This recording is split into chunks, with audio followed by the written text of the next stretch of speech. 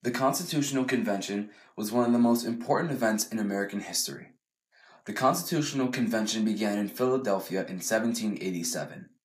Its purpose was to scrap the Articles of Confederation, which governed the United States before the organization of the Constitution. The convention was held by 55 delegates from 12 of the 13 states at the time, and many of them were in their own states' legislatures.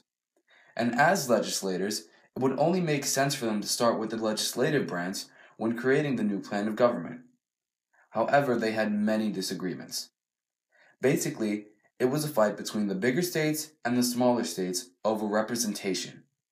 The larger states presented the Virginia Plan, created by Edmund Randolph. The Virginia Plan said that there should be a bicameral legislature. What this means is that there should be two parts or houses to the legislative branch. Representation of these houses would be decided by the population of each state, meaning that the larger states would have more of a voice than the smaller states. The upper house of the legislature would be nominated by the state legislatures, and the lower house would be elected by the Senate. The smaller states did not like the Virginia Plan at all. The smaller states presented the New Jersey Plan, created by William Paterson. The New Jersey Plan pretty much wanted the same thing that the Articles of Confederation had. The New Jersey Plan wanted a unicameral legislature, meaning there would only be one house in the legislature. Every state, no matter the population, would only have one vote. So instead of representation by population, there would be equal representation for each state. The larger states didn't like it at all. So what were they going to do?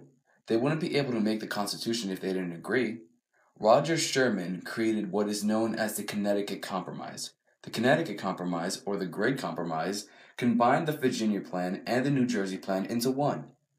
Like the Virginia Plan, the Connecticut Compromise presented a bicameral legislature.